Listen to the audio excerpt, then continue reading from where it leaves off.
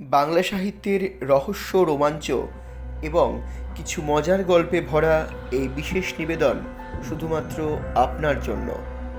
ঝরা পাতার মতো বইয়ের পাতা থেকে বেছে নেওয়া বেশ কিছু মণিমাণিক্যের সম্ভার নিয়ে হাজির হয় ঝরা পাতা ইউটিউব চ্যানেল। আজকের পর্বে শুনুন তারানাথ তান্ত্রিকের গল্প, বিভূতিভূষণ বন্দ্যোপাধ্যায়ের রচনা মধুসুন্দরী দেবীর আবির্ভাব। বিভূতিভূষণ বন্দ্যোপাধ্যায় বাংলা কথা সাহিত্যের অন্যতম উজ্জ্বল নক্ষত্র।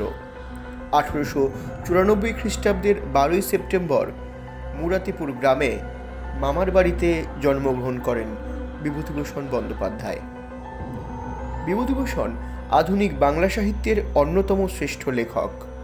গল্প ও উপন্যাস ছাড়াও বিভূতিভূষণ দিনলিপি, ভ্রমণ সাহিত্য এবং কিশোর সাহিত্য রচনাতেও পারদর্শিতা দেখিয়েছিলেন।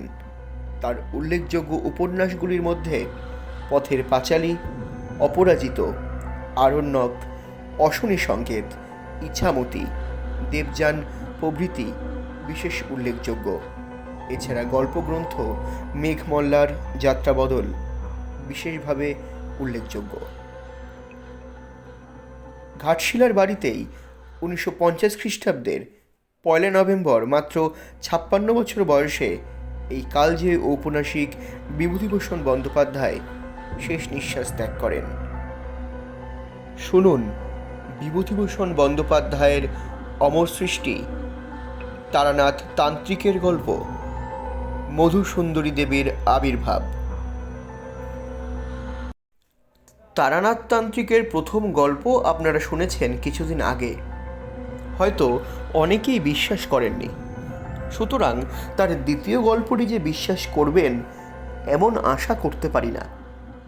কিন্তু এই দ্বিতীয় গল্পটি এমন অদ্ভুত যে সেটি আপনাদের শোনাবার লোভ সম্বরণ করা আমার পক্ষে দুঃসাধ্য। জগতে কি ঘটে না ঘটে তার কতটুকুই বা আমরা খবর রাখি। There are more things in heaven and earth, Horatio, ইত্যাদি ইত্যাদি। এই গল্পটি শুনিয়ে যদি সম্পূর্ণ অসত্য বলে ডিসমিস করে দেন, তবে তার আগে মহাকবির ওই বহুবার উদ্ধৃত, সর্বজন পরিচিত অথচ গভীর উক্তিটি স্মরণ করবেন, এটাই আমার অনুরোধ। তবে যিনি প্রত্যক্ষদৃষ্ট এই স্থূল জগতের বাইরে অন্য কোনো সূক্ষ্ম জগৎ কিংবা ভূতপ্রেত, অন্য কোনো অশরীরী জীব কিংবা অপদেবতা উপদেবতার অস্তিত্বে আদৌ বিশ্বাস করেন না, তিনি এ গল্প না হয় নাই শুনলেন। ভূমিকা রেখে এখন গল্পটা বলি। সেদিন হাতে কোনো কাজকর্ম ছিল না। সন্ধ্যার আগেই মাঠ থেকে ফুটবল খেলা দেখে ধর্মতলা দিয়ে ফিরছিলাম। মোহনবাগান হেরে যাওয়াতে মনও প্রফুল্ল ছিল না। কি আর করি, ধর্মতলার মোড়ের কাছেই মটলেনে তারানাথ জ্যোতিষীর বাড়ি গেলাম। তারানাথ একাই ছিল। আমায় বলল, এসো এসো হে, দেখা নেই বহুকাল, কি ব্যাপার। কিছুক্ষণ গল্পগুজবের পরে উঠতে যাচ্ছি এমন সময় ঘোর বৃষ্টি নামল। তারানাথ আমায় এই অবস্থায় উঠতে দিল না। আমি দেখলাম বৃষ্টি হঠাৎ থামবে না। তারানাথের বৈঠকখানায় বসে আমরা দুজনে। বৃষ্টির সময় মনে কেমন এক ধরনের নির্জনতার ভাব আসে। বৃষ্টি না থাকলে মনে হয় শহর শুদ্ধ লোক বুঝি আমার ঘরে এসে ভিড় করবে। কেউ না আসলেও মনের ভাব এইরূপ থাকে, কিন্তু বৃষ্টি নামলে মনে হয় এ বৃষ্টি মাথায় কেউই আসবে না। সুতরাং আমার ঘরে আমি একা। তারানাথের ঘরে বসেও সেদিন মনে হলো আমরা দুজনে ছাড়া সারা কলকাতা শহরে যেন কোথাও কোনো লোক নেই। সুতরাং মনের ভাব বদলিয়ে গেল। এদিকে সন্ধ্যাও নামল। জীবনের অদ্ভুত ধরনের অভিজ্ঞতার কাহিনী বলবার ও শোনবার প্রবৃত্তি আমাদের জাগল। ঘোর বৃষ্টিমুখর আষাঢ় সন্ধ্যায় আমরা মোহনবাগানের শোচনীয় পরাজয়, ল্যাংড়া আম অতিরিক্ত সস্তা হওয়ার ব্যাপার, চৌরঙ্গীর মোড়ে ওবেলাকার বাস দুর্ঘটনা প্রভৃতি নানা রূপ কথা বলতে বলতে হঠাৎ কোন সময়ে নারী প্রেমের প্রসঙ্গে এসে পড়লাম। তারানাথ বেশ বড় জ্যোতিষী এবং তান্ত্রিক হলেও সুখদেব যে নয় বা কোনো কালে ছিল না, এ কথা আগের গল্পতেই বলেছি। আশা করি তা আপনারা ভোলেননি। নারীর সঙ্গে সে যে বহু মেলামেশা করেছে এ কথা বলাই বাহুল্য। সুতরাং তার মুখ থেকেই এ বিষয়ে কিছু রসালো অভিজ্ঞতার কথা শুনব, এরূপ আশা করা আমার পক্ষে সম্পূর্ণ স্বাভাবিকই ছিল। কিন্তু তার পরিবর্তে সে এ সম্বন্ধে যে অসাধারণ ধরনের অভিজ্ঞতার কাহিনীটি বর্ণনা করলেন, তার জন্য সত্যি বলছি আদৌ প্রস্তুত ছিলাম না। আরেকটা কথা, তারানাথকে দেখে বা তার মুখে শুনে আমার মনে হয়েছিল একটা কি ঘোর দুঃখ মনে সে চেপে রেখেছে। অনেকবার তন্ত্রশাস্ত্রের কথাবার্তা বলতে গিয়ে যেন কি একটা বলি বলি করেও বলেনি। আজ বুঝলাম তারানাথের তান্ত্রিক জীবনের অনেক কাহিনী সে আমার কাছে কেন কারো কাছেই বলেনি। হয়তো সেগুলোই ঠিক বলবার কথাও নয়, কারণ সে কথা বলা তার পক্ষে কষ্টকর স্মৃতির পুনরুদ্ধার মাত্র। তাছাড়া আমার মনে হয় লোককে সেসব গল্প বিশ্বাস করানোও শক্ত। বললাম, জ্যোতিষী মশাইয়ের এ সম্বন্ধে অভিজ্ঞতা নিশ্চয়ই আছে অনেক, কি বলেন? তারানাথ বলল, অভিজ্ঞতা একটাই আছে, এবং সেটা বড় মারাত্মক রকমের অদ্ভুত। প্রেম কাকে বলে বুঝেছিলাম সেবার, এখন কিন্তু সেটা স্বপ্ন বলে মনে হয়। শোনো তবে। আমি বাধা দিয়ে বললাম, কোনো ট্র্যাজিক গল্প বলবেন না। প্রথম প্রেম হলো একটি মেয়ের সঙ্গে, সে মারা গেল, এই তো। ও ঢের শুনেছি। তারানাথ হেসে বলল, ঢের শোনোনি, শোনো, কিন্তু বিশ্বাস যদি না করো তাও আমায় বলবে। এরকম গল্প বানিয়ে বলতে পারলে একজন গল্প লেখক হয়ে যেতুম হে। তুই একজন নিতান্ত অন্তরঙ্গ বন্ধু ছাড়া এ কথা কারো কাছে বলিনি। ঠিক এই সময় বাড়ির ভেতর থেকে তারানাথের বড় মেয়ে চারু ওরফে চারি দু পেয়ালা গরম চা ও দুখানি পরোটা আলু ভাজা আনলো। চারি 10 বছরের মেয়ে, তারানাথের মতোই গায়ের রং, বেশ উজ্জ্বল, মুখ চোখ মন্দ নয়। আমায় বলল, কাকাবাবু, লেসের কাপড়ের ছবিটা আনলেন না? চারির কাছে কথা দিয়ে রেখেছিলাম, ধর্মতলার দোকান থেকে তার উল বোনার জন্য একটা ছবির ও প্যাটার্নের নকশা কিনে দেব। বললাম, চারিমা, আজ ফুটবলের ভিড় ছিল, কাল এনে দেব ঠিক। চারি দাঁড়িয়েই ছিল। তারানাথ বলল, যা, তুই চলে যা মা, দুটো পান নিয়ে আয় দেখি। মেয়ে চলে গেলে আমার দিকে চেয়ে বলল, ছেলেপিলের সামনে সেসব গল্প, আহ, চাটা খেয়ে নাও, পরোটাখানা, না না ফেলতে পারবে না। ইয়ং ম্যান তোমরা এখন, আরে খাওয়ার বেলা অমন। ওই বৃষ্টির জলে হাত ধুয়ে ফেলো, যাও। চা পানের পরে তারানাথ বলতে আরম্ভ করল, বীরভূমের শ্মশানের যে পাগলির অদ্ভুত কাণ্ড সেবার গল্প করেছিলাম, তার ওখান থেকে তো চলে এলাম সেই কাণ্ডের পরেই। কিন্তু তন্ত্রশাস্ত্রের প্রতি আমার একটা অত্যন্ত শ্রদ্ধা হয়ে গেল তারপর থেকে। নিজের চোখে যা দেখলুম তা তো আর বিশ্বাস না করে পারি না। এটা পাগলির কথা থেকে বুঝেছিলুম। পাগলি আমায় ইন্দ্রজাল দেখিয়েছিল নিম্নতন্ত্রের সাহায্যে, কিন্তু সে তো ব্ল্যাক ম্যাজিক ছাড়া উচ্চতন্ত্রের কথাও বলেছিল। ভাবলাম দেখি কি না, কি হয়, কি আছে এর মধ্যে। গুরু খুঁজতে লাগলুম। খুঁজলে কি হবে, ও পথের পথিকের দর্শন পাওয়া অত্যন্ত দুর্লভ। এই সময়ে বহু স্থান ঘুরে বেরিয়ে আমার দুটি মূল্যবান অভিজ্ঞতা হলো। প্রথম, ধুনি জ্বালানো সাধুদের মধ্যে 99% ব্যবসাদার। ধর্ম জিনিসটা এদের কাছে একটা বেচা কেনার বস্তু, ক্রেতাকে ঠকাবার বিপুল কৌশল ও আয়োজন এদের আয়ত্তাধীনে রয়েছে। আর দ্বিতীয়, সাধারণ মানুষ অত্যন্ত বোকা, এদের ঠকানো খুব সহজ, বিশেষত ধর্মের ব্যাপারে। যাক ওসব কথা, আমি ধুনি জ্বালানো ব্যবসাদার সাধু অনেক দেখলাম, ইন্স্যুরেন্সের দালাল দেখলাম, দৈবী ঔষধের মাদুলি বিক্রেতাকেও দেখলাম, সাধু বেশে ভিক্ষুক দেখলাম, সত্যিকার সাধু একটাও দেখলাম না। এই অবস্থায় বরাকর নদীর ধারে শালবনের মধ্যে একটা ক্ষুদ্র গ্রামের সীমায় এক মন্দিরে একদিন আশ্রয় নিয়েছি। শীতকাল, আমি বনের ডালপালা কুড়িয়ে আগুন করবার জোগাড় করতে যাচ্ছি, এমন সময় একজন শ্যামবর্ণ রিজু ও দীর্ঘাকৃতি পৌর সেই সাধু দেখি একটা পুটুলি বগলে মন্দিরে ঢুকছেন। আমি গিয়ে সাষ্টাঙ্গে প্রণাম করলুম। সাধুটি বেশ মিষ্টভাষী, বললেন, তুই যে দেখছি বড় ভক্ত, কি চাস এখানে? বাড়ি ছেড়ে দেখছি রাগ করে বেরিয়েছিস। আমি বিনীত প্রতিবাদের সুরে বলতে গেলুম, রাগ নয় বাবাজি, বই রাখো। সাধুটি হেসে বললেন, সে কথাটি পাগলিও বলেছিল। ওহে ছোকরা, সাধু হব বললেই হওয়া যায় না, তোর মধ্যে ভোগের বাসনা এখনো পুরো মাত্রায় রয়েছে। সংসার ধর্ম করগে যা। মন্দির থেকে কিছু দূরে ছাতিম গাছের তলায় সাধুর পঞ্চমুণ্ডির আসন, 5টি নরমুণ্ড পেটে তৈরি হয়েছে। সাধু রাত্রে সেখানে নির্জনে সাধনা করেন, তাও দেখলাম। মনে ভারী শ্রদ্ধা হলো।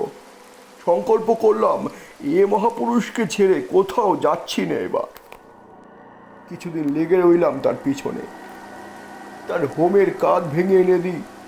3 মাইল দূরের কুসুমবনি বলে গ্রাম থেকে তার চাল ডাল কিনে আনি।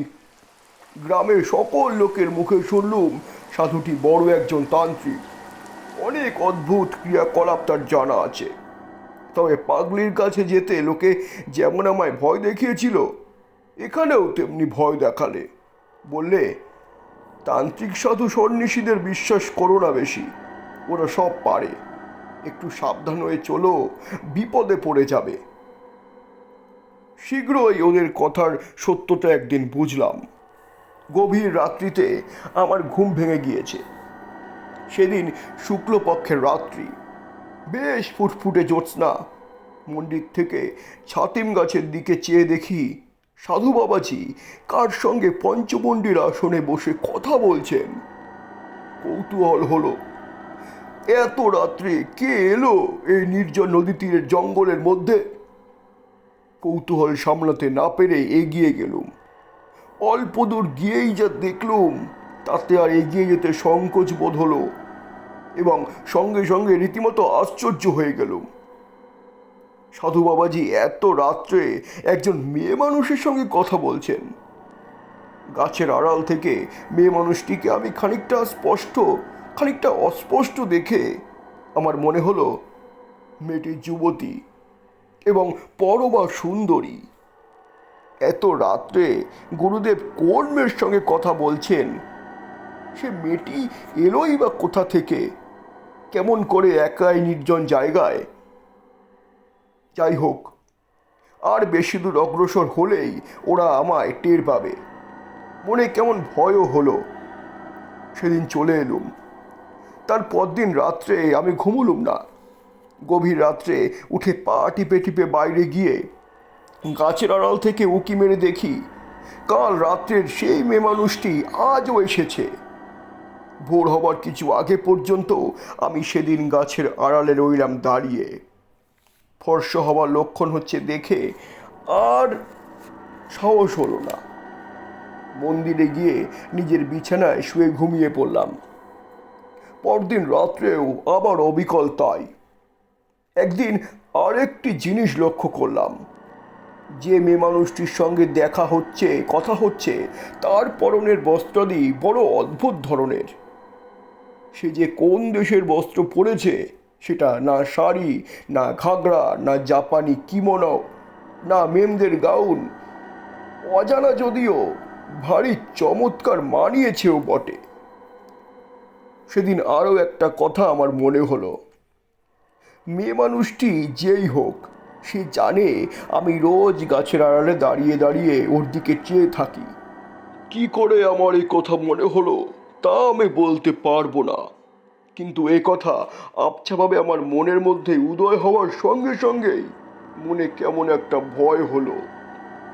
সরে পড়ি বাবা, দরকার কি আমার এসবের মধ্যে থাকার। কিন্তু পরদিন রাত্রে এক সময় আর শুয়ে থাকতে পারলাম না নিশ্চিন্ত মনে, উঠে যেতেই হলো।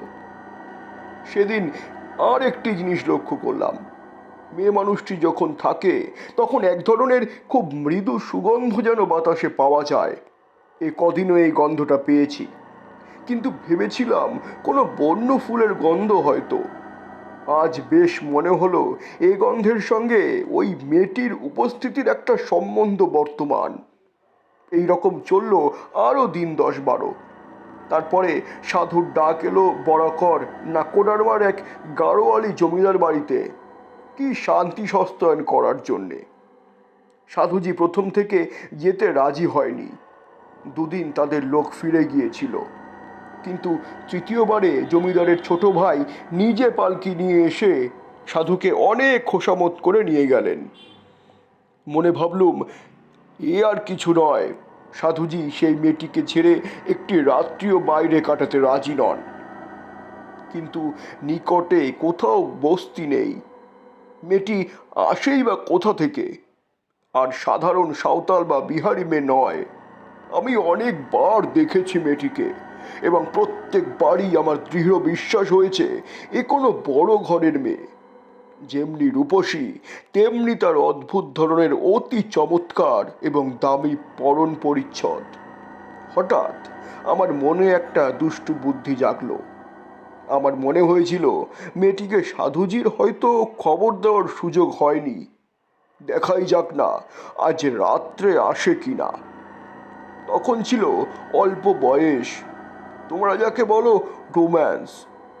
তার তখন যে আমার যথেষ্টই ছিল, এতে তুমি আমাকে দোষ দিতে পারো না। নির্দিষ্ট সময়ের কিছু আগেই রাত্রে সেদিন আমি নিজেই গিয়ে পঞ্চমুণ্ডির আসনে বসে রইলাম। মনে ভয়ানক কৌতূহল, দেখি আজ মেয়েটি আসে কিনা। কেউ কোনো দিকে নেই, নির্জন রাত্রি। মনে একটু ভয়ও হলো, এ ধরনের কাজ কখনো করিনি কিনা, কোনো হাঙ্গামায় আবার না পড়ে যাই। তখন আমার অপরিণত বুদ্ধি, নির্বোধ যুবক মাত্র আমি। তখন ঘুণাক্ষরে যদি জানতাম অজ্ঞাতসারে কি ব্যাপারের সম্মুখীন হতে চলেছি, তবে কি আর ছাতিমতলায় একা পঞ্চমুণ্ডির আসনে বসতে যাই? তাও নয়, ও আমার অদৃষ্টের লিপি, বুঝলে। সে রাত্রি জের আমার জীবনে আজও মেটেনি। আমার মনের শান্তি চিরদিনের জন্য হারানোর সূত্রপাত ঘটেছিল সেই কাল রাত্রে। তা কি আর তখন বুঝেছিলাম? যাক ও কথা। রাত ক্রমে গভীর হলো। পূব দিকের গাছপাড়ার আড়াল থেকে চাঁদ উঠতে লাগলো একটু একটু করে। আমার ডাইনেই বরাকর নদী, দুই পাড়েই শিলাখণ্ড ছড়ানো, তার ওপর জ্যোৎস্না এসে পড়ল। সেই নদীর পাড়েই ছাতিমতলা ও পঞ্চমুণ্ডির আসন। আমি যেখানে বসে আছি, আমার বাঁ দিকে খানিকটা ফাঁকা ঘাসের মাঠ, তারপর শালবন শুরু হয়েছে। হঠাৎ সামনের দিকে চেয়ে আমি চমকে উঠলাম। আমার সামনে সেই মেয়েটি কখন এসে দাঁড়িয়েছে, এমন নিঃশব্দে, এমন অতর্কিভাবে যে আমি একেবারেই কিছু টের পাইনি। অথচ আগেই বলেছি, আমার একদিকে বরাকর নদী জ্যোৎস্না ওঠা শিরা বিস্তৃত পাড়, আর একদিকে ফাঁকা মাঠ। আসনে বসে পর্যন্ত আমি সতর্ক দৃষ্টি রেখেছি মাঠের দিকে। নদীর দিক থেকে আমার কাছে কারো আসা সম্ভব নয়। মাঠের দিক থেকে কেউ এলে আমার দৃষ্টি এড়ানোর কথাই নয়। মেয়েটি যেখানে দাঁড়িয়ে, সেখানে আধ সেকেন্ড আগেও কেউ ছিল না, আমি জানি। কিন্তু আধ সেকেন্ড পরেই সেখানে জলজ্যান্ত একটি রূপসী মেয়ের আবির্ভাব আমার কাছে সম্পূর্ণ ইন্দ্রজলের মতো ঠেকলো বলেই আমি চমকে উঠলাম। সঙ্গে সঙ্গে সেই মৃদু মধুর সুগন্ধ আমার সারা দেহ মন অবশ আচ্ছন্ন হয়ে উঠল। আমার জ্ঞানও বোধহয় ছিল তারপর আর 1 সেকেন্ড। তারপরে কি ঘটলো আমি আর কিছুই জানি না। যখন আমার আবার জ্ঞান ফিরে এলো তখন ভোর হয়ে গিয়েছে। উঠে দেখি সারা রাত সেই পঞ্চমন্ডির আসনেই আমি অজ্ঞান হয়ে পড়েছিলাম। রাতের শীতল বায়ুতে বাইরে সারা রাত পড়ে থাকার কারণে গায়ে ব্যথা হয়েছে, গলা ভার হয়েছে। আমি উঠে ধীরে ধীরে মন্দিরে চলে গেলাম। এসে আবার শুয়ে পড়লাম। আমার মনে হলো আমার জ্বর হবে, শরীর এত খারাপ। পরদিন সারাদিন কিছু না খেয়ে শুয়েই রইলাম আর কেবলই কাল রাত্রের কথা ভাবি। মেয়েটি কে, কি করে এমন নিঃশব্দে অতর্কিতে ওখানে এলো? এ তো একেবারে অসম্ভব। অসামান্য রূপসী যে মেয়েটি অজ্ঞান হয়ে পড়বার পূর্বে ওই কয়েক সেকেন্ডের মধ্যেই তা আমি দেখে নিয়েছিলাম। আমি অজ্ঞান হয়ে পড়লামই বা কেন? এরও তো কোনো যুক্তিসঙ্গত কারণ খুঁজে পেলাম না। অথচ সেই কথা নিয়ে মনের মধ্যে তোলপাড় করাও সারাদিন আমার ঘুচল না। বিকেলের দিকে সাধু বাবাজি গাড়োয়ালি জমিদার বাড়ি থেকে ফিরলেন। আমার জন্য লাড্ডু, কচুরি এবং একটা মোটা সুতির চাদর এনেছেন। তার নিজের জন্য জমিদার বাড়ি থেকে ভালো একখানা পশমে আলোয়ান দিয়েছে। আমায় বললেন, শুয়ে কেন, ওঠো, জিনিসগুলো রেখে দাও। অতি কষ্টে উঠে সাধুর হাত থেকে পুঁটিটা নিলাম। তিনি আমার দিকে চেয়ে বললেন, কি হয়েছে, অসুখ বিসুখ নাকি? কিছু জবাব দিলাম না আমি। সাধু স্নান করতে গেলেন এবং এসে জমিদার বাড়ির কাণ্ড কীরকম তারই সবিস্তারে বর্ণনা করতে লাগলেন। আমায় বললেন, তোমার কি হয়েছে বলো তো, এমন মনমরা ভাব কেন? বাড়ির জন্য মন কেমন করছে বুঝি? বলেছি তো বাবা, তোমরা ছেলে ছোকরা এ পথে কি নামলেই নামা যায় রে বাপু, বড় কঠিন পথ। সেই রাত্রে আমার খুব জ্বর এলো। কতদিন ঠিক জানি না অজ্ঞান অচৈতন্য রইলাম। জ্ঞান হলেই দেখতাম সাধু শিওরে বসে আছেন। বোধহয় তারই সেবা যত্নে এবং দয়ায় সেবার ক্রমে সেরে উঠলাম। সেরে উঠে একদিন গাছতলায় বসেছি দুপুরের পরে। সাধু বললেন, ছেলে ছোকরা কি না, কি কাণ্ডটা বাঁধিয়ে বসেছিলে বাপু, এবার তো বাঁচতে না, অতি কষ্টে বাঁচাতে হয়েছে। আচ্ছা বাপু, পঞ্চমন্ডির আসনে কি জন্যে গিয়েছিলে সেদিন রাতে বলো তো? আমি তো অবাক, কি করে জানলেন ইনি? আমি তো কোনো কথাই বলিনি। হঠাৎ আমার সন্দেহ হলো, সেই অদ্ভুত মেয়েটির সঙ্গে নিশ্চয়ই সাধুর ফিরে এসে দেখা হয়েছে, সেই বলেছে। আমাকে চুপ করে থাকতে দেখে তিনি বললেন, ভাবছো আমি কি করে জানলাম, তাই না? আরে বাপু, কতটুকুই বা তোমরা বোঝো আর কতটুকুই বা তোমরা জানো?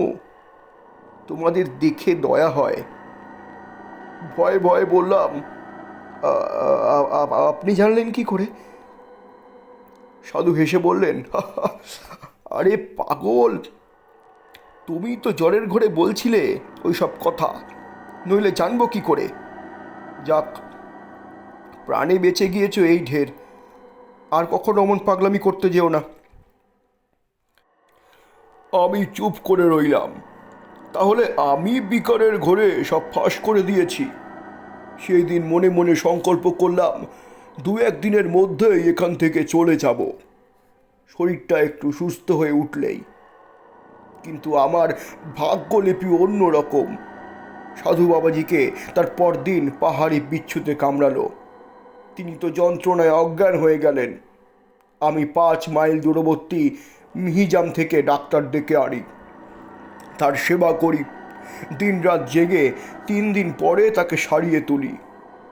দিন 10 পরে আমি একদিন বললাম, সাধুজি, আমি আজ চলে যেতে চাই।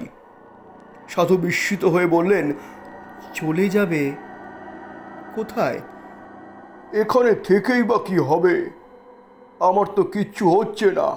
মিছে বসে থাকা আর মন্দিরের প্রসাদে ভাগ বসানো, দুটি পেটের ভাতের লোভে আমি তো এখানে বসে নেই। সাধুজি চুপ করে গেলেন, তখন কোনো কথা বললেন না। সন্ধ্যার কিছু আগে আমায় ডেকে তিনি কাছে বসালেন, বললেন, ভেবেছিলাম এ পথে নামাবো না তোমায়, কিন্তু তুমি দুঃখিত হয়ে চলে যাচ্ছ। সেটা বড় কষ্টের বিষয় হবে আমার পক্ষে। তুমি আমার যথেষ্ট উপকার করেছ, নিজের ছেলের মতো সেবা করেছ। তোমাকে কিছু দিতে চাই। একটা কথা তার আগে বলি, তোমার সাহস বেশ আছে তো? বললুম, আগে হ্যাঁ, এর আগেও আমি বীরভূমের এক শ্মশানে তন্ত্র সাধনা করেছি। তারপর আমি সেই শ্মশানের পাগলি ও তার অদ্ভুত ক্রিয়াকলাপের কথা বললাম। এতদিন পরে আজ প্রথম সাধুকে পাগলির কথা বললাম আমি। সাধু অবাক হয়ে বললেন, সে পাগলিকে তুমি চেনো? আরে সে যে অতি সাংঘাতিক মেয়ে মানুষ। তুমি তার হাত থেকে যে অত সহজে উদ্ধার পেয়ে এসেছ, সে কেবল তোমার পূর্বজন্মের পুণ্য। ওর নাম মাতু পাগলি, মাতঙ্গিনী। ও নিম্ন শ্রেণীর তন্ত্রে ভয়ানকভাবে সিদ্ধ। ওর সংস্পর্শে গিয়ে পড়েছিলে, কি সর্বনাশ! ওকে আমরা পর্যন্ত ভয় করি। কীরকম জানো? যেমন লোকে খেপা শিয়ালে, কুকুর কি গোখরো সাপকে ভয় করে, তেমনি ও সেই জাতীয়। অসাধারণ ক্ষমতা ওর নিম্নতন্ত্রের। ওর ইতিহাস বড় অদ্ভুত। সে একদিন বলবো। কতদিন ওর সঙ্গে ছিলে? প্রায় 2 মাস। সাধুজি বললেন, যখন ওর সঙ্গে ছিলে তখন কিছু কিছু অধিকার হয়েছে তোমার। তোমাকে আমি মন্ত্র দেব, কিন্তু তুমি যুবক, তোমার মনের ভাব আমি জানি। তুমি কি জন্যে রাত্রে পঞ্চমুণ্ডীর আসনে গিয়েছিলে বলো তো? আমি লজ্জায় মাথা নিচু করে রইলাম। মনের গোপন পাপ নেই। যদি পঞ্চমুণ্ডীর আসনে বসে থাকি, তবে সেই অপরিচিতা নিশাবিহারিণী রূপসীর টানে যে, এ কথা গুরুস্থানীয় ব্যক্তির কাছে স্বীকার করব কেমন করে? সেই দিন সাধু অতি অদ্ভুত ও গোপনীয় কথা আমায় বললেন, কিন্তু একটা কথা তুমি জানো না, সেটা আগে বলি। তুমি সেদিন যাকে রাত্রে ছাতিমতলায় বসে দেখেছিলে, তিনি তোমার আমার মতো দেহধারী মানুষ নন। শুনে তো মশাই আমার গা শিউরে উঠল। দেহধারী জীব নয়? বলে কি করে বাবা? তবে কি ভূত পেতনি নাকি? সাধুজি বললেন, তোমায় এই কথা বলতাম না, যদি না শুনতাম যে তুমি মাতু পাগলির সঙ্গে ছিলে। আচ্ছা শুনে যাও। আমার গুরুদেব ছিলেন কালিকানন্দ ব্রহ্মচারী। হুগলি জেলায় জেজুর গ্রামে তার মঠ ছিল। মস্ত বড় সাধক ছিলেন। কুলরার্ণব আর মহাডামর এই 2 শ্রেষ্ঠ তন্ত্রে তার সমান অধিকার ছিল। মহাদামর তন্ত্রের একটি নিম্ন শাখার নাম ভূতডামর। আমি তখন যুবক, তোমারই মতো বয়স। স্বভাবতই আমার ঝোঁক গিয়ে পড়ল ভূতডামরের ওপর। গুরুদেব আমার মনের গতি বুঝতে পেরে ওপর থেকে ফেরাবার যথেষ্ট চেষ্টা করেছিলেন, কিন্তু তাই কি হয়? অদৃষ্ট লিপি তবে আর বলেছে কাকে? এই তোমার যেমন। আমি বললাম, ও পথ থেকে ফেরাতে চেষ্টা করেছিলেন কেন? ও পথ প্রলোভনের পথ, বিপদের পথ। ভূতডামর তন্ত্র নানা প্রকার অশরীরী উপদেবীদের নিয়ে কারবার করে। তন্ত্রের ভাষায় এদের সাধারণ নাম যোগিনী। জপে ও সাধনায় বশীভূত হয় এদের মধ্যে যে কেউ। যার সাধনা তুমি করবে, সে তোমার আপন হয়ে থাকতে পারে। নানাভাবে এদের সাধনা করা যায়। কিঙ্কিনী দেবীকে মাতৃভাবে পেতে হয়, কনকবতী দেবীকে পাওয়া যায় কন্যাভাবে। কিন্তু বাকি সব যোগিনীদের যে কোনোভাবে সাধনা করা যায় এবং যে কোনোভাবে পেতে পারা যায়। এই সব যোগিনীদের কেউ ভালো কেউ মন্দ। এদের জাতি নেই, বিচার নেই, ধর্ম নেই, কোনো গণ্ডি বা বাধ্যবাধকতার মধ্যে এরা আবদ্ধ নন। ভূত ডামরে এই সাধনার ব্যাপারে বলে দেওয়া আছে। ভূত ডামরের প্রথম শ্লোকই হল অখাতং সংপ্রবক্ষামি যোগিনী সাধনাত্তমম সর্বত্র সাধনাং নাং দেহিমরাং সর্বসিদ্ধিদাম অতিগুজ্জা মহাবিদ্যা দেবনমপি দুর্লভা। তুমি সেদিন যাকে দেখেছিলে তিনি এই রকম একজন জীব। তোমার সাহস থাকে সে মন্ত্র আমি তোমায় দেব, কিন্তু আমার যদি নিষেধ শোনো তবে এই পথে নেমো না। এতটা বলে সাধুজি ভালো করেননি। আমার কৌতূহল বাড়িয়ে দিয়ে তিনি আমায় আর কি সামনে রাখতে পারেন। আমি নাছোড়বান্দা হয়ে পড়লাম। মন্ত্র আমি নেবই। সাধুজি বললেন, তবে কনকবতী দেবী সাধনার মন্ত্র নাও, কন্যাভাবে পাবে দেবীকে। আমি চুপ করে রইলাম। তিনি আবার বললেন, তবে কিঙ্কিনী সাধনার মন্ত্র? আহ, কি বিপদেই পড়েছি বুড়ো সাধুটাকে নিয়ে। অন্য যোগিনীদের দেখতে দোষ কি? সাধু আমায় চুপ করে থাকতে দেখে বললেন, বেশ বেশ, আমি তোমাকে মধুসুন্দরী দেবী সাধনার মন্ত্র দিচ্ছি। একে কন্যাভাবে, ভগ্নীভাবে বা ভার্যাভাবে পেতে পারো। তবে আমার যদি কথা শোনো, কখনো ভার্যাভাবে পেতে যেও না। এর বিপদের দিক বলি তোমায়। ভার্যাভাবে সাধনা করলে তিনি তোমাকে প্রণয়ীর মতো দেখবেন, কিন্তু এরা মহাশক্তিশালিনী যোগিনী, সাধারণ মানবী নয়। এদের আয়ত্তের মধ্যে রাখা বড় শক্ত। হয় তোমাকে পৃথিবীর মধ্যে সর্বাপেক্ষা সুখী মানুষ করে রাখবে, নয়তো একেবারে উন্মাদ করে ছেড়ে দেবে। সামলাতে পারা বড় কঠিন।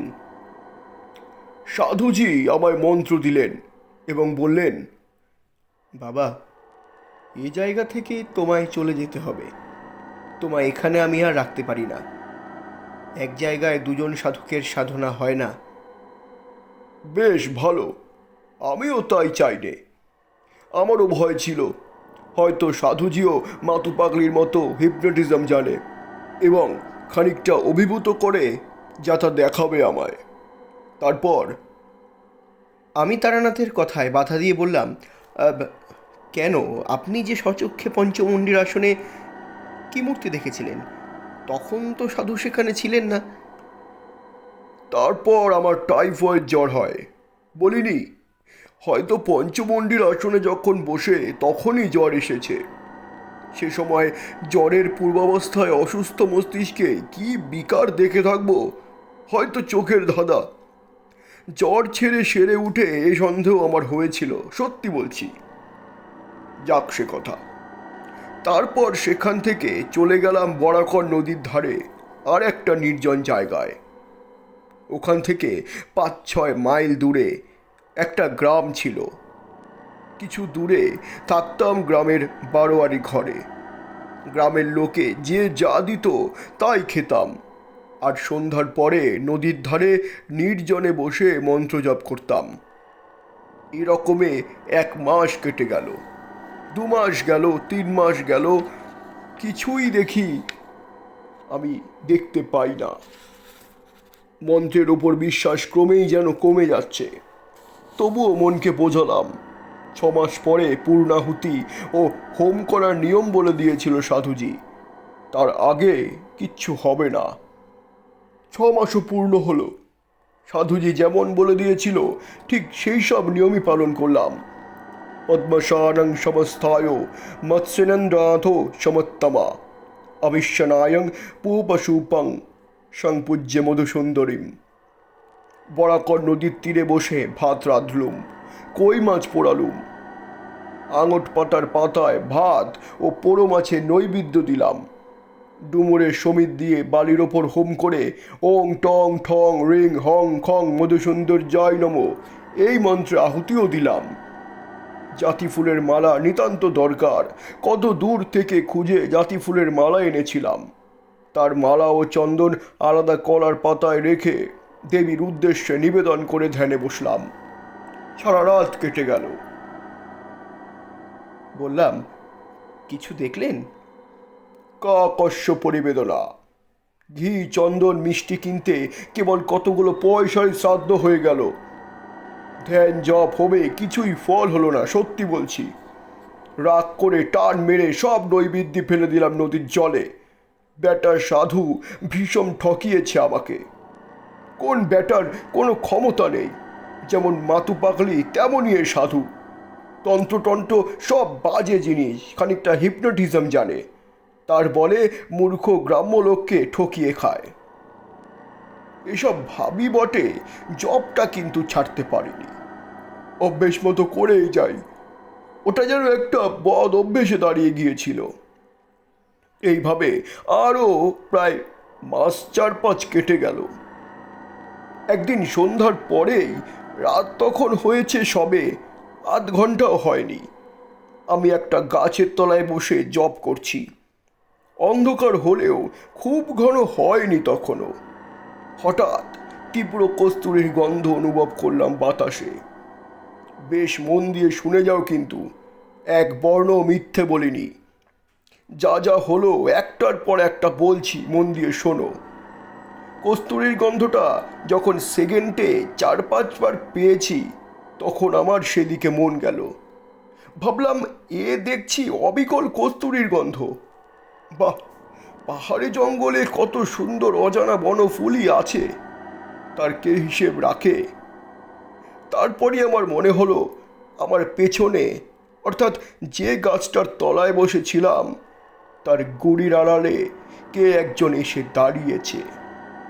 আমি পেছন থেকে দেখতে পাচ্ছি না বটে, কিন্তু অনেক সময় লোকের উপস্থিতি চোখে না দেখেও এভাবে ধরা যায়।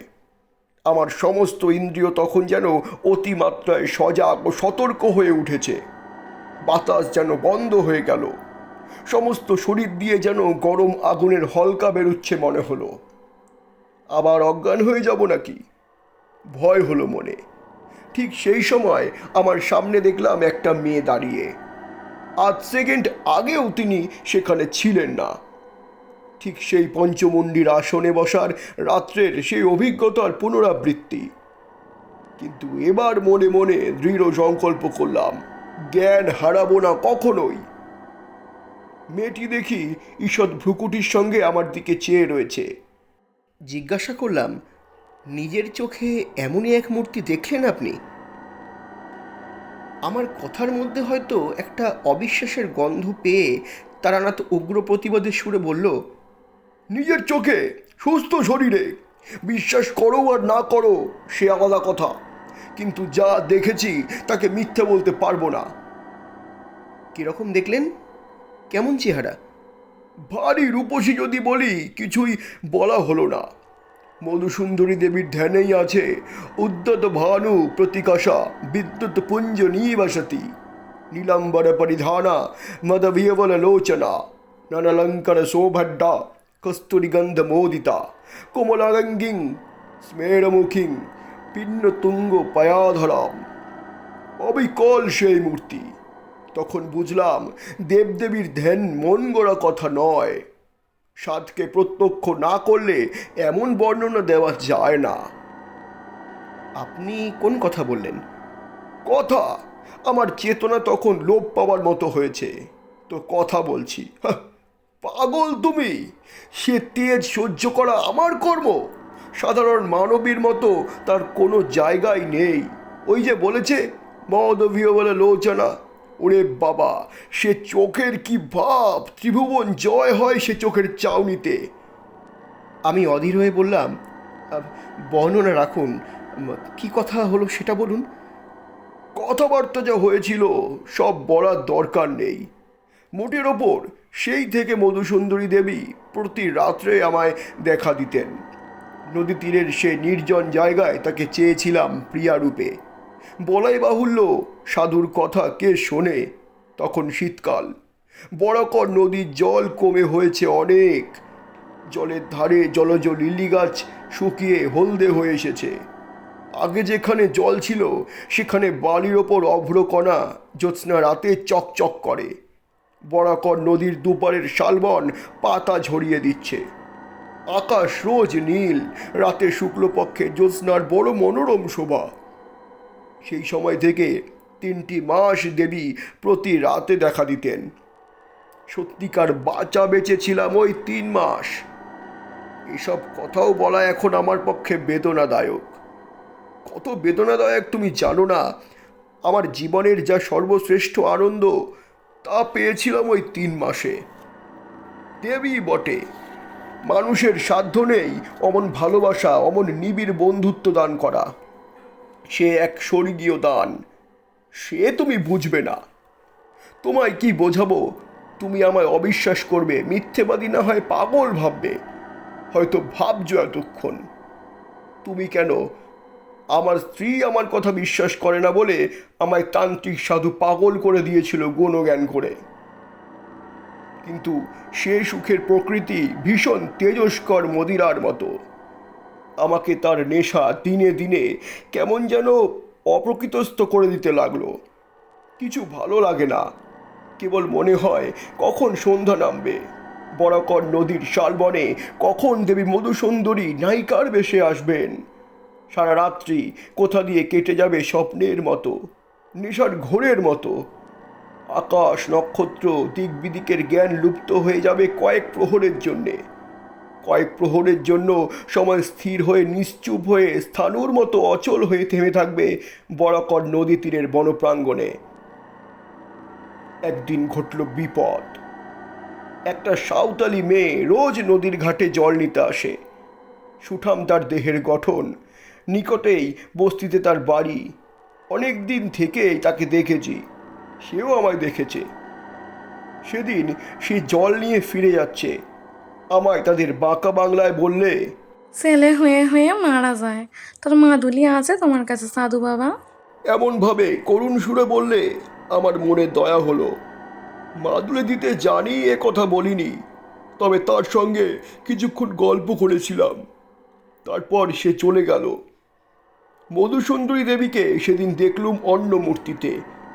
কি ভ্রুকুটি কুটিল দৃষ্টি, কি ভীষণ মুখের ভাব। সে মুখের ভাব তুমি কল্পনা করতে পারবে না।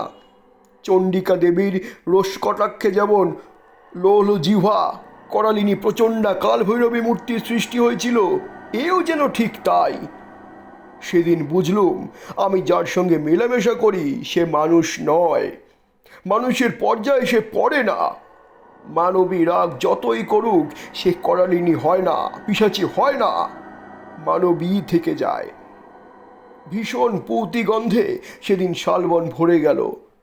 প্রতিদিনের মতো কস্তুরীর সুবাস কোথায় গেল মিলিয়ে।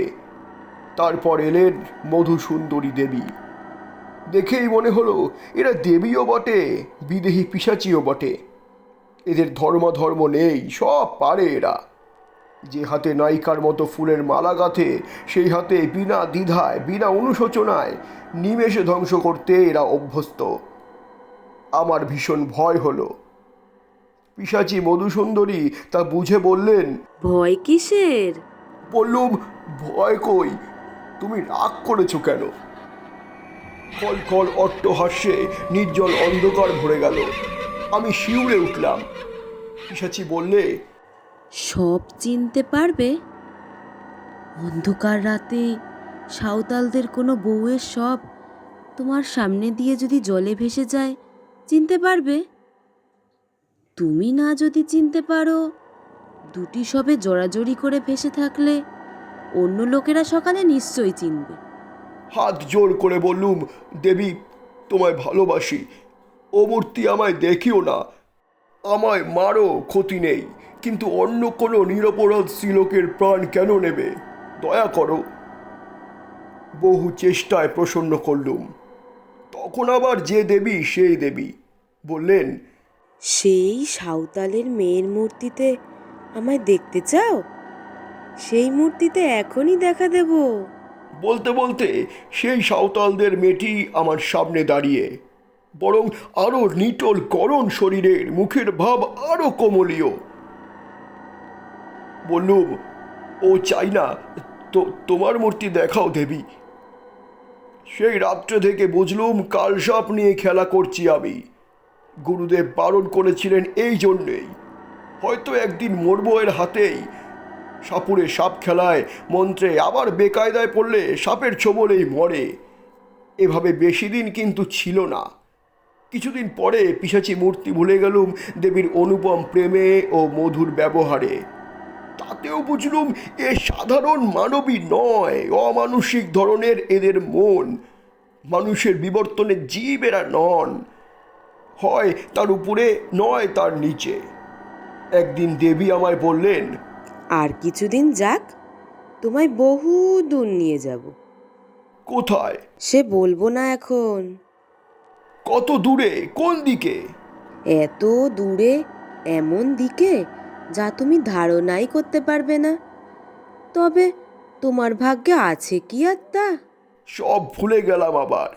পিশাচিনী মধুসুন্দরী তখন কোথায় মিলিয়ে গেছে।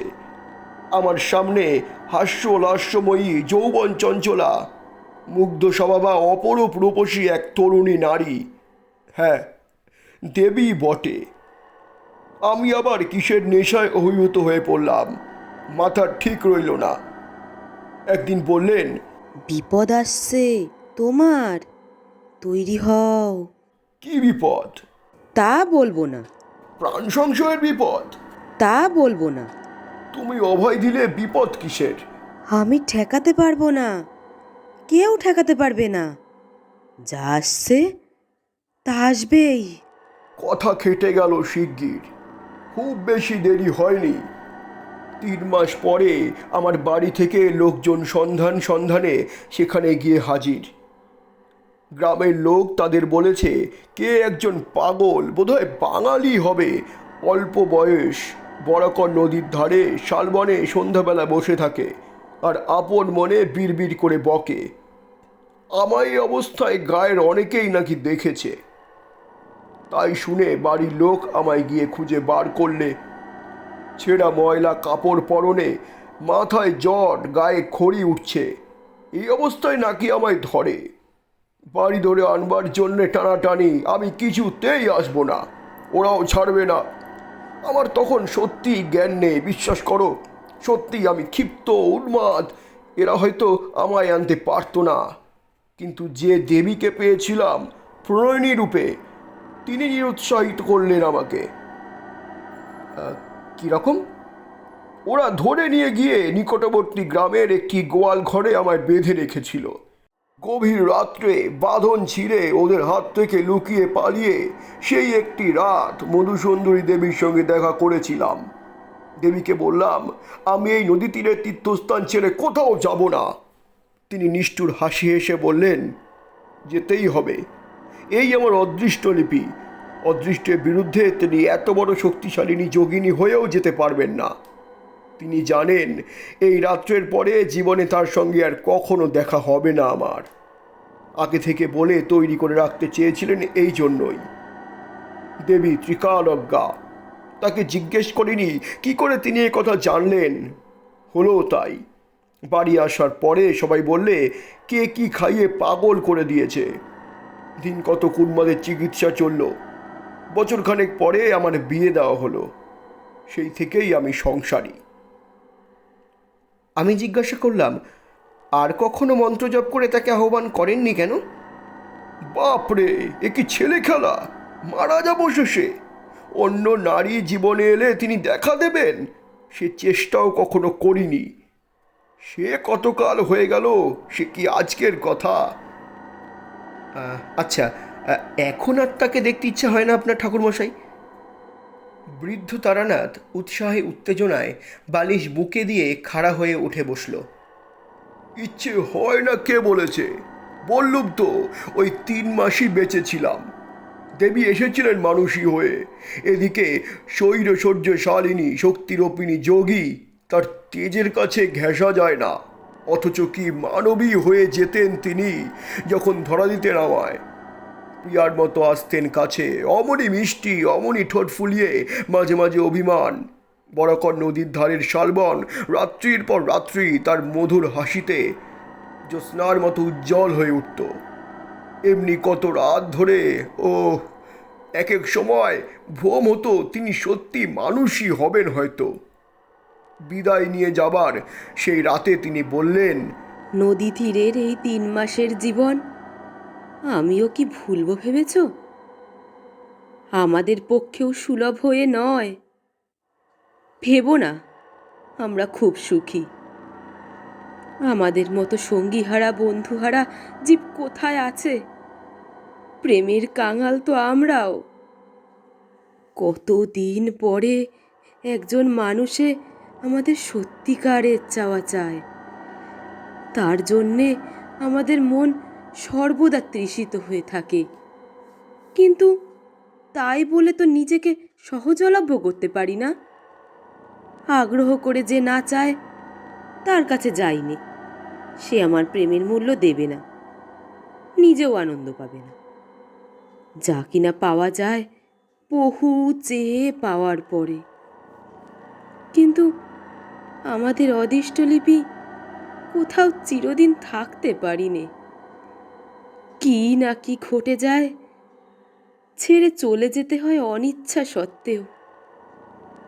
কজন আর আমাদের ডাকে, কজন বিশ্বাস করে? সুখী ভেবো না আমাকে। বললাম, এত যদি সুখের ব্যাপার, তবে আপনি ভয়ঙ্কর বলেছিলেন কেন আগে? ব্যাপার ভয়ঙ্কর এই জন্য যে আমার সারা জীবনটা মাটি হয়ে গেল ওই 3 মাসের সুখ ভোগে। কোনো দিকে মনে দিতে পারিনি। মধ্যে তো দিন কতক উন্মাদ হয়ে গিয়েছিলাম বিয়ের পরেও। তারপর সেরে সামলে উঠে এই জ্যোতিষের ব্যবসা আরম্ভ করে যা হয় একরকম, সেও দেবীরই দয়া। তিনি বলেছিলেন জীবনে কখনো অন্য কষ্টে আমায় পড়তে হবে না। পড়তে কখনো হয়ও নি, কিন্তু ওতেই কি আর আনন্দ দেয় জীবনে, বলো দেখি। তারানাথ গল্প শেষ করে বাড়ির ভেতরে যাওয়ার জন্য উঠল। আমিও বাইরে বেরিয়ে ধর্মতলার মোড়ে আসলাম। এত অদ্ভুত অবাস্তব জগৎ হতে বিংশ শতাব্দীর বাস্তব সভ্যতার জগতে এসে যেন হাঁপ ছেড়ে বাঁচলাম আমি। যতক্ষণ তারানাথ গল্প বলছিলে ততক্ষণ ওর চোখ মুখের ভাবে ও গলার স্বরে গল্পের সত্যতা সম্বন্ধে অবিশ্বাস জাগেনি। কিন্তু ট্রামে উঠেই মনে হলো, কি মনে হলো তার নাইবা বললাম। শুনছিলেন বিভূতিভূষণ বন্দ্যোপাধ্যায়ের রচনা তারানাথ তান্ত্রিকের গল্প মধুসুন্দরী দেবীর আবির্ভাব। গল্প পাঠে এবং তারানাথ তান্ত্রিকের ভূমিকায় আমি বিজয়, চারির ভূমিকায় সৃজিতা, গ্রাম্য মহিলার ভূমিকায় সুস্মিতা এবং মধুসুন্দরী দেবীর ভূমিকায় তিথি। এছাড়া অন্যান্য ভূমিকায় রয়েছে ঝরাপাতা টিম। পোস্টার ডিজাইন চারুলিপি এবং মিউজিক ডিজাইনে তরঙ্গ দ্য আল্টিমেট মিউজিক। সমগ্র পরিচালনা এবং পরিকল্পনা study academy, the symbol of education. দেখা হচ্ছে পরবর্তী আরেকটি গল্পে, নতুন কোনো ছন্দে, নতুন কোনো ভাবনায়। ততক্ষণ শুনতে থাকুন, পাশে থাকুন ঝরাপাতা ইউটিউব চ্যানেলের। ঝরাপাতা, কবিতার ও গল্পের কথা বিজয়ের সঙ্গে। চ্যানেলটি এখনও সাবস্ক্রাইব না করলে সাবস্ক্রাইব করে পাশে থাকুন। দেখা হচ্ছে পরের সপ্তাহে নতুন গল্পে ঝরাপাতার সঙ্গে।